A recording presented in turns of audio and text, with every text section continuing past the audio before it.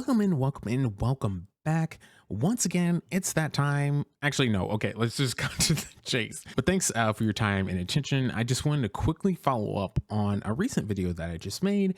The video called My Predictions. I believe it's something along the lines of my predictions for marathon gameplay. Insert picture of that screenshot thumbnail there. But in that video, I specifically talked about my predictions for what marathon is going to look like and kind of like how that process could go. And one of the things I talked about specifically in that video was the fact that it's kind of a lose-lose if marathon does well. And you're just like, why I'm talking about marathon? Well, marathon's not on the screen. We'll get to that in a second.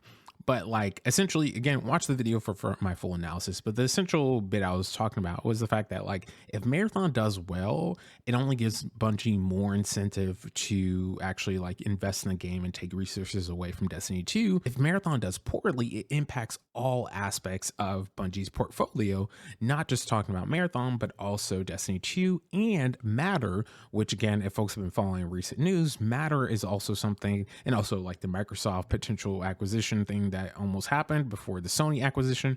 But you know, a lot of stuff is happening. But the fact is, like, if marathon goes poorly, all that time and resources they poured into it kind of go down the drain.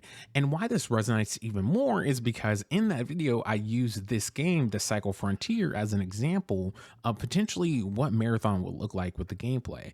And today, I don't know when I'm gonna have a chance to release a video, but this just came out today. I'm actually getting ready to stream in a little bit. But I just want to quickly make this video that like the cycle just came out today.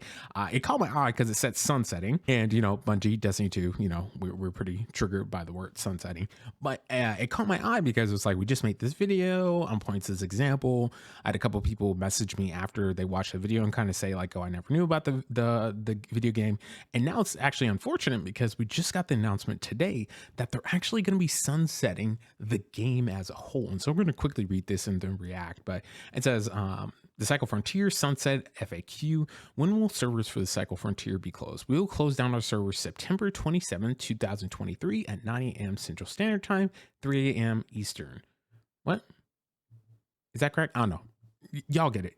9 a.m. Central. After Central European, that's what it is. Okay, I was like, that doesn't make sense. But yeah, Central European time. After that, the game won't be accessible anymore. So again, on September 27th, the game is completely shutting down. And then they go on to say, why is the Cycle Frontier shutting down? While the game garnered a lot of attention during the beta phases, which again, we talked about in our video, and had a very successful launch, again, which we talked about in our video, interest dwindled over the months, and despite our best efforts and humongous improvements brought to the game for Season 3, which again, as I told you in the game, not to repeat myself, but I actually was enjoying the game. It had its downfalls, which again, we talked about a little bit, but like for me, like I really did enjoy this style of game, but I also don't think, you know, extraction shooters are for everyone. It's a very, very niche game. And again, I have said that so many different times, and I don't know another way to say it, that like it's such a cautionary tale, which I think, you know, we're kind of exploring right here. But again, had really great launch, improvements for Season 3, and it's now clear to us that the game is unfortunately not financially viable. Our decision is fully explained in the following announcement. So again, if folks are interested, this is available on their Steam page. If you want to read through it in more detail, we're not going to do that right now. And so it goes on to say what will happen to the Cycle Frontier until servers closure on September 27th. We'll be applying a few changes to the game for the last few weeks until final shutdown. Here are some examples of what you can expect. You will not be able to spend money on the Cycle Frontier before the servers close. Okay. So again, that was also microtransactions we talked about big about that. They had like a bundle for like $100. Like, anyways, we're not going to critique their systems in the moment, but you're not going to be able to spend money on the game. You're also removing the bundles and orange packs from Steam and Epic Store, right? So again, just to ensure that folks are clear that the game is coming to a close, they're taking away the ability to do those microtransactions and other purchases in game. On Steam, players who don't yet have the game in their libraries will still be able to install it, and everyone's able to play the game to the end of service until September 27th, right? So we have the game installed, we've played it. I don't know how many hours we have in the game. We played it, and we'll be able to still play. And again, just for the senses, again, I really do think this is the direction that Marathon will take. So I am going to probably actually incentivize me to go in and get some more B-roll, because I do think this is valuable content to get before the game completely shuts down. Special offers in the in-game shop will rotate daily and weekly, but every item will receive a 95% discount. Now, again, as we said in the video, I loved a lot of their skins, but they were just super expensive. And so knowing that's a 95% discount is enticing, but also like if the game's shutting down, I won't be able to use it. What's the point? So, it's kind of for nothing. Other than I guess bragging rights or whatever. Who knows? The premium version of season 3's Fortuna Pass will be granted to everyone for free. Oh, okay. Okay. So we're going to get a premium version of season 3. Okay. So this is really going to be good for B-roll. So I can kind of do those examples. So in a kind of selfish way that benefits us in the channel and the commentary that we do here. But it is unfortunate that we won't be able to engage in the game fully long term. Levels can be skipped, but at a discounted price. So again, we'll get the premium pass, which has all those really cool skins that I talked about, and we'll actually capture some B-roll. We'll do a follow-up video on the marathon guide or gameplay review, and we'll kind of go from there. And then it says we're making our progression faster than ever. So again, increased XP for the quests and all those different things. So it has a link for folks to go and really explore some more and get other content that you want. But for me, the clear thing, or at least the thing I want to make very clear, is this is part of my concern, right? This is part of my concern for such a niche game. Yes, are some extraction shooters very successful? Technically, I guess you can consider Warzone extraction shooter, but also COD is an established brand. Warzone and Resurgence, which is the extraction part of it, basically the extraction part of it is one part of I don't know how many different, 20, 25 different game modes that they have. They have a lot of different game modes, including pubs and ranked. COD's an established brand. I just said that, but the COD out of the equation, Escape from Tarkov, I think is like one of the last few remaining bastions of this genre, extraction shooters.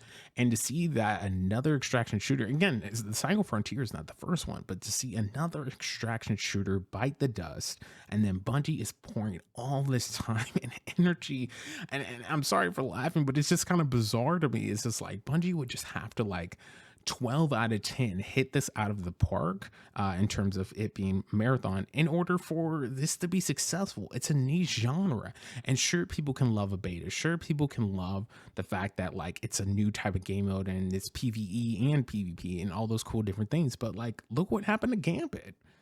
It's not the same, but it's similar. Where you have this new exciting thing, it garners a lot. People were beating down Bungie's doors to try and get a preview of Gambit at that one summit place. I forget where exactly, but the first time you were actually ever able to preview and actually play Gambit, people were beating down Bungie's door for it. And now we are some years later, and people legitimately are petitioning Bungie to take Gambit out of the game, right? Again, I know it's not the same. It's similar in the case of just something can have a lot of hype. Bungie is great at hype videos. They're great at teaser trailers. They're great at cutscenes. Something can have a lot of hype, but actually not have the staying power to last the long term. And if Marathon goes down this route of being the super niche game that it is, again, being an extraction shooter, and it just doesn't garner the interest and they end up having to sunset, imagine a double sunset. Imagine what that would do to not just the morale in the Bungie community, because I was going to say Destiny 2, but the general community of folks who support Bungie. Imagine what that does to their psyche, knowing that not only did they sunset all that stuff in Destiny 2, and that's probably never coming back, y'all. Sorry to say if y'all haven't already accepted that, it's probably never coming back. But not only that, but now they're going to have to potentially sunset a second game, right? Again, we're saying in the scenario that Marathon has all this great acclaim, all these great reviews, but then ends up flopping because extraction shooters are niche. It's a very specific type of gameplay. It's not going to be drop into a planet and just start killing other PvP people. It's their strategy. Again, I don't want to rehash the video, go watch the video, self promo. I explain a lot more detail and clarity there, but again, this just came up and my general reaction is it makes me a little bit more nervous for Marathon, given the fact that we're in a space where where do we go from here, knowing that it's such a tricky footing to be on, to be in a game that potentially they do it well. Bungie does it well and it blows up. They're making millions, billions, they're making trillions of dollars. They become the entity, they become like Amazon, and they're just omnipresent because of how successful this game is. Is that a possibility? Being omnipresent, probably not, but being very successful, yes, that's a possibility. But being in a space where like you're seeing the failure rate of companies who are going into the extraction shooter genre, to me, this only makes me scared. It makes me nervous. And yeah, I don't know. It feels like a cautionary tale. So if folks are interested, I would actually highly encourage folks to, again, I just glanced through most of it, but again, I just want to hit on the high notes here. But if you're really interested in this, I think there's actually some really good content here that kind of talks about some of what we've already discussed in terms of like something like this having a lot of potential, but it has a lot of risk. And if Bungie is not going to be honest about the risk of going into a genre like this, and they're just going to continue to throw money and staff time and resources to Marathon, if it flops, which again, I'm not saying I hope it flops. Again, I've said that in every video, but I feel the need every time to, be extremely clear because a lot of people just want to intentionally misunderstand you. But I'm not sitting here wishing that Bungie does poorly.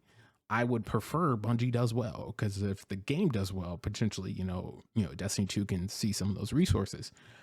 But the fact is, if they do poorly, yeah, there's even more lost faith in the community, and yeah, part of the reputation goes down the toilet, which includes the reputation around Destiny 2. But again, that's where I'm going to cut it there. Would love to know your thoughts. Do you think this is actually related? Do you think this is a little bit of reach? Let me know, and yeah, let's talk about it in discussions. See y'all Starside. Peace.